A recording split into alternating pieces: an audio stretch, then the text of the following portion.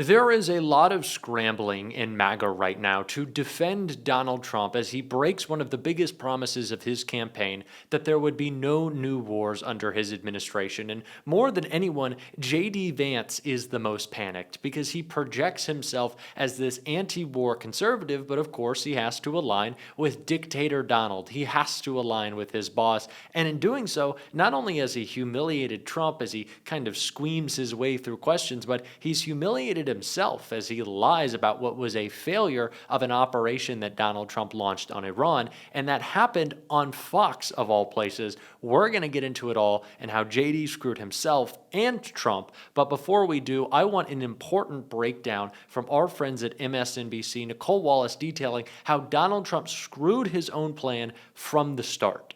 We come on the air with an incredibly volatile, fast-moving situation unfolding right now in the Middle East. A few hours ago, Iranian missiles targeted a U.S. base in Qatar.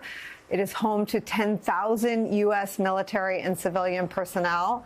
This video on your screen right now shows the moment when missiles were intercepted. Loud booms were heard in Qatar's capital. A defense official tells NBC News that there are currently no reports of casualties. Those strikes happened after the U.S. had warned American citizens in Qatar to shelter in place, anticipating such an attack. Now the region and thousands of U.S. service members deployed in the region are waiting for whatever else unfolds. An official telling NBC News that the Pentagon is aware of imminent threats against bases across the Middle East, not just in Qatar. The big question right now is whether Iran will continue to retaliate against the U.S.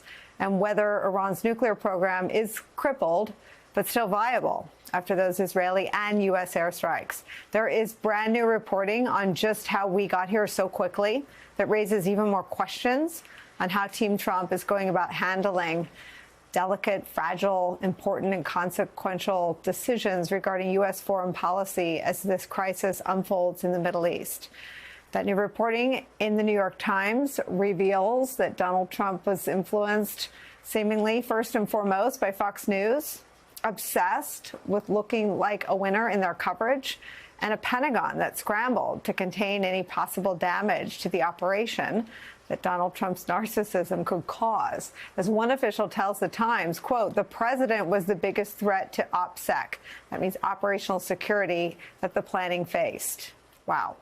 The New York Times also reports that the White House's statement that Trump would decide on whether to strike Iran, quote, within the next 2 weeks was always a ruse. It was never true. He'd already decided to launch a military operation when that statement was delivered by the sitting White House press secretary, whose salary is paid for by the American taxpayer, from the podium.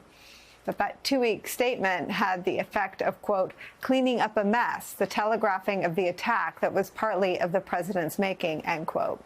That mess was caused by Trump's unhinged and almost ceaseless social media posts. Everyone should evacuate Tehran, unconditional surrender in all caps, among others, according to the New York Times.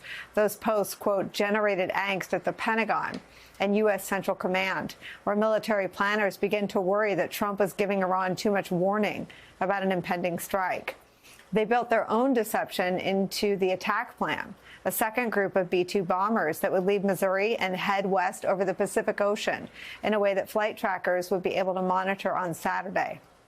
That left the misimpression for many observers, and presumably Iran, about the timing and path of the attack, which would come from another direction entirely. Nicole Wallace made clear what is not surprising to most of us, which is this plan was doomed to fail from the start because it involved Donald Trump and his own idiocy, his bleeding, his screeding, his tweeting allowed for the Iranians to remove the most crucial part of our attack, the uranium that Donald Trump and Vance and the entire administration were seeking to destroy, and claimed for a short time there that they did, that enriched uranium, it had already been gone. And so what did Donald Trump accomplish with this strike besides breaking a promise that JD Vance touted for so long and is still kind of trying to, but he doesn't know what he wants to get out of this current moment. And so when he went on Fox, he was expecting kind of a softball interview. It didn't happen. Brett Baier confronted him about what he let slip, saying that the enriched uranium had been taken away. And Vance's answer was just so stupid. I want to check out Chris Murphy's response right after it, but first let's take a look at Vance. You said totally obliterated. The president has said totally obliterated the Iran nuclear program. Yeah. Do you know for sure where all the highly enriched uranium is? Well, Brett, I think that's actually not the question before us. The question before us is, can Iran enrich the uranium to a weapons-grade level, and can they convert that fuel to a nuclear weapon? And we know, based on the success of our mission, of course, the leadership of the president, but the incredible skill of our military, that the two mission objectives are completely successful. We know that they cannot build a nuclear weapon. Now, you asked about the highly enriched uranium. Yeah, like 900 pounds of it. But what we know, Brett, is that uranium is something that exists in very large supply. Our goal was to bury the uranium, and I do think the uranium is buried, but our goal was to eliminate the enrichment and eliminate their ability to convert that enriched fuel into a nuclear weapon. So, Senator, he very clearly did not say that he knew where the uranium was, which would mean that obviously that would flow from there to not know how much there was or its state. You know, do you think that we know what we need to know here?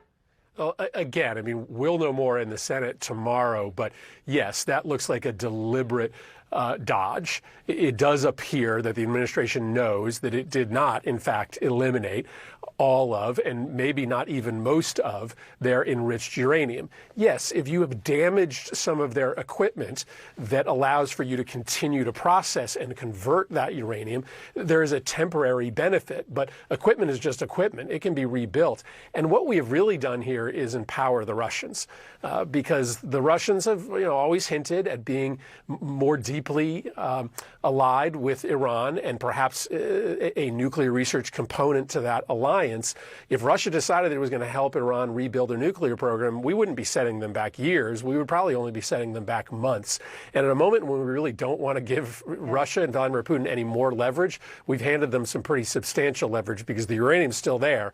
Likely, all Iran needs is some new equipment. Russia's got plenty of that.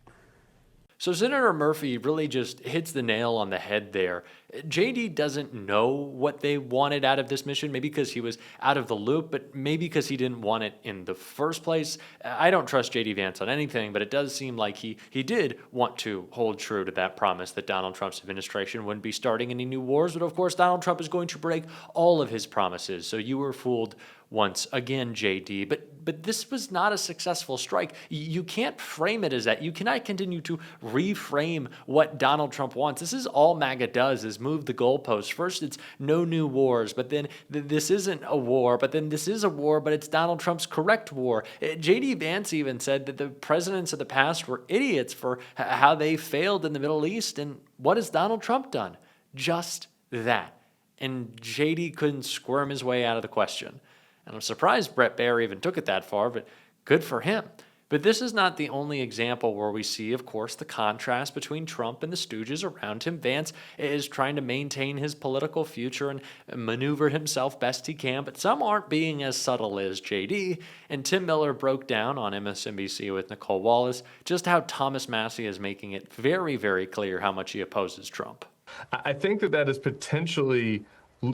he could lose that if they suffered real consequences. And I think that's where, like, the reality of what happens with the economy and what happens over in the Middle East, will impact whether or not, this fissure turns into a real political problem for Trump. But I do think it'll be a political problem for JD and whoever wants to succeed him going forward, because you're right that, like, the base, if it was not Trump doing this, the base would be opposed to this. If this was Mitt Romney going into Iran, the MAGA base and the MAGA media would be united. There would be no fissure because everybody would be against it. And so I think outside of the context of Trump, the battle will wage on. And I guess I would say one other thing on the actual merits of the policy. The people who have the maximalist view on both sides have turned out to be lying, which is, tells you a lot about MAGA, right? Like Trump and his defenders on this attack have been saying that, they took out everything of the Iranian nuclear material, and then we found out that isn't really true. And then the people on the Tucker Carlson wing were saying this is going to lead us into World War III, and BRICS is going to get into the bat war, and et cetera, and that hasn't borne out, at least at this date. So, a lot of this is kind of is also an inch deep. It's a battle taking place on the internet, not in real life. But in real life, this is a betrayal in a way that even tariffs aren't. I mean, tariffs are about doing this fetish, right? Tariffs are a fetish for Trump. And so they're a betrayal in that his promise to all voters was that, quote, the grocery would go down on day one. Now he's reversed and said, no, things are going to have to go up. But this feels different because I think what he's said to his base since 2015 is, I see what you see in the wars in Iraq and Afghanistan. No role for America. I see what you see in the uselessness of lame allies in NATO. And so he has been both the, pot stirrer as well as the vessel for the impulses of isolationism. And now he's turned his back on all that and David Ignatius basically writes that he abandoned his own controversial intelligence head and relied on Israeli intelligence. It is so anathema to America first. I don't even know how you draw distorted dots to get back to America first. Oh, well, that is absolutely true. I know on the merits, it is a betrayal. On the merits, not America first. And it's impossible to even make a cogent argument that there was a urgent American national security interest at play here, right? I mean, like maybe, down the line, or maybe, within the context of geopolitics, right? That's what would, some national security, minded folks on both sides of the aisle would say. But like within the America First rubric, there isn't any rationale for this. It has been a betrayal. And I think that what they're pushing through on the Hill is a betrayal. Like the question is, can those betrayals penetrate the cult-like following? Can they penetrate the media environment that these folks are swimming in, where they're getting a lot of pro-Trump propaganda? And I think those questions are kind of unanswerable. But like on the actual merits of the policy, you're certainly right, Nicole. Yeah, I don't know. Maybe I spend too much time like in upside down land trying to see it the way they see it. But I think the politics being so tricky are why Trump is tweeting incessantly. Like, I haven't seen him tweet this much, I don't know, ever, since he lost the 2020 election. Yeah. It'll be quite interesting to see how MAGA continues to eat their own as this unfolds and what it really says about their party. Sure, some of these attacks are just Twitter squabbles, but really it represents something deeper, that this party has no direction. It is a cult of Trump. We've always known that. But how does MAGA unpack the civil war that's coming after Trump? If there's this vacuum of policy, of thought, of idea, when they actually do begin to clash, if there's nothing underwriting all of this, they really just will tear themselves apart without their dear leader. And that's something I so look forward to. We're going to be covering it all on this show, you know that. Even up till 2028. Gosh, that sounds like a long time from now. But if you want to support that, as always, you can hit that subscribe button, leave a like on this video, and if you stuck around at the end, you can drop a blue heart in the comments. Until next time, I'll see you soon.